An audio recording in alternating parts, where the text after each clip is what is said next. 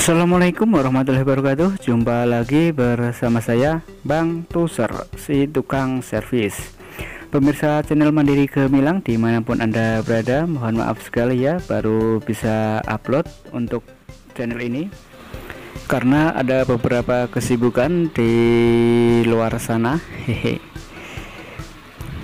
Oke, bagaimana kabar kawan semua ya? Ini ada Kia Picanto, suhu didapat 3, sekian derajat Celcius. Apa saja dalam pengerjaan mobil ini? Saksikan terus video ini sampai selesai.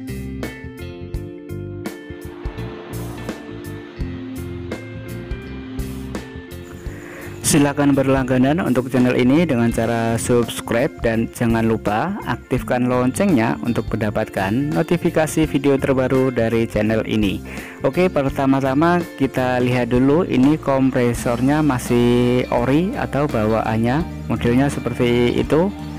Persamaannya bisa dipakai untuk ND kecil karena saya pernah menjumpai mobil seperti ini kompresor di Blandre atau di upgrade menggunakan ND kecil model kuping. Ini bagian kondensor ada yang bocor, sepertinya kondensor ini kena benturan benda keras ya. Ini ditandai dengan keluarnya oli yang ada pada sistem AC mobil ini. Jadi bila AC tidak dingin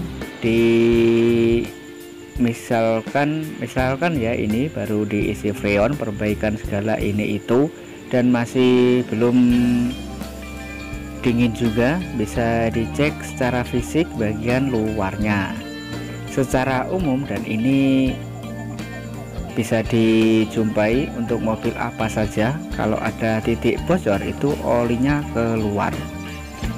Itu posisi filter dryer untuk kondensor tadi ya. Nah, ini kita perjelas kompresornya, ini modelnya sama seperti ND kecil. Banyak kasus untuk AC mobil ini kompresor jarang sekali bisa diperbaiki ya, rata-rata banyak yang gagal, jadi hanya 10% saja bisa diperbaiki. Namun saya sendiri terus terang juga belum pernah memperbaiki kompresor ini. Yang sering saya jumpai kompresor sudah di upgrade seperti yang saya katakan tadi, diganti dengan memakai kompresor ND kecil. Posisi pentil ini untuk pengisian freonnya pada selang 58 sepertinya sudah banyak yang tahu ya. Untuk pengisian freon pada AC mobil itu ada pentil pada pipa atau selang yang dingin. Kemudian kita menuju ke extra fan. Ini jadi satu sama AC mobil ya, kondensornya di depan dan belakang. Kalau kita lihat secara fisik, extra fan tadi besar sekali ya. Jadi ada dua kecepatan untuk extra fan ini. Bisa dilihat dari switch press untuk AC mobilnya ya. Nanti kita lihat switch pressnya, kabelnya ada berapa. Kita menuju ke fuse box relay, sekring dan relay untuk mobil ini. Jadi kita bisa belajar bersama-sama ya, bukan maksud untuk menggurui. Jadi yang belum tahu nanti bisa menambah wawasan untuk AC mobil ini. Ini agak sulit mengeluarkannya karena terhalang klem untuk aki ini. Nah, ini cara membaca fuse box sekring ya. Saya rasa sudah banyak yang tahu mengenai pembacaan untuk sekring semua mobil ya. Jadi bisa dilakukan untuk semua mobil. Kita posisikan box sekringnya, jadi kita susun dulu posisi relay ataupun pokoknya kita samakan persis dengan posisi sekring yang sebenarnya dengan box atau dengan tutup box sekring ini. Nah, ini kalau sudah persis tinggal membaca saja, dan itu sangat mudah ya untuk mengetahui sekring itu putus apa tidak. pada video sebelumnya sudah saya jelaskan juga untuk mengecek posisi sekring masih bagus apa tidak memakai test pen sakti atau test pen 12 volt, dan itu sudah dibuatkannya. Nanti bisa di upgrade untuk mobil tipe yang lebih baru lagi ya, khususnya all new Picanto. Kalau yang ini 2006, sekring ampere yang besar itu biasanya sekring utama, biasanya untuk aki baterai. Jadi bila ini putus, maka putuslah sudah tegangan yang masuk pada kelistrikan untuk mobil ini. Nah, ini sudah jelas sekali ya, ada fog ini, lampu kabut, ada kiri dan kanan, dan horn. Ini pabrikan mobil Korea, bahasa Korea ya, itu ada sama bahasa internasional. Jadi ini bisa kita pahami semua atau kita pahami bersama ya. Itu ada aircon, itu khususnya AC. Jadi untuk bagian yang luar itu secara umum posisi sekring berada di luar dengan nilai ampere yang besar. Berbeda lagi dengan sekring yang ada di kabin atau di ruangan mobil, itu nilainya kecil, seperti aksesoris, tape, ataupun ada wiper ataupun yang lainnya ya, itu ampernya biasanya nggak terlalu besar. Dan ini power window, sebagian juga ada yang di dalam kabin. Ini posisi power window ada di luar dekat aki ya. Ini ada tile itu lampu kota. Jadi bila mana ada lampu mati total, lampu speedometer, panel dashboard, dan lampu belakang sama lampu depan itu yang kecil, itu lampu kota, itu kodenya tail. Sering saya bahas ya pada video sebelumnya. Kita cek dulu pada LPS atau switch press yang ada pada AC mobil ini. Lah ini betul sekali, kabelnya ada 4. Jadi extra fan ini menggunakan 2 speed atau 2 kecepatan, dan itu pun railingnya juga ada ya, fan 1 dan fan 2 diperkuat lagi dengan relay. Lah LPS ini juga misalkan rusak juga mahal ya untuk LPS ini sendiri. Berbeda lagi dengan LPS kabel 2 atau yang sering dijumpai, sebagian besar menggunakan LPS model kabel 2, baik yang R12 maupun yang R134. Coba kita cek ya. Lah itu ada radiator 1 dan radiator 2, itu menunjukkan fan memiliki 2 kecepatan.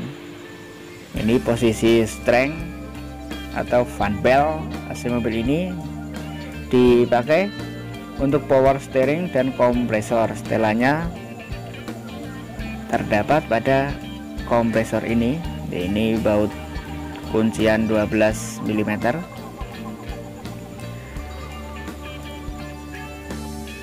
Kabel untuk magnetnya juga 1.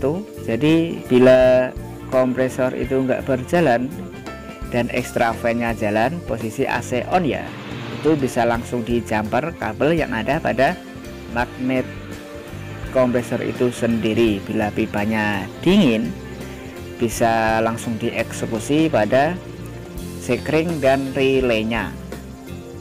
Jadi kalau untuk keseluruhan total, misalkan AC hanya keluar angin motor blower saja, extra fan sama magnet tidak berputar, itu secara umum freonnya sudah habis, karena pada sistem mobil yang baru itu menggunakan LPS untuk pengaman kompresor itu sendiri. Jadi bila nggak ada tekanan, maka kompresor dan extra fan tidak akan bekerja. Ini kabel tunggal untuk extra fan, maaf, untuk kompresor ini. Banyak juga yang kabel 2 itu pada mobil Eropa sering saya jumpai. Kalau mobil Korea, Jepang itu rata-rata memakai kabel 1. Jadi massa bodi mengikuti pada kompresor. Seperti biasanya saya mengisi oli untuk kompresor ini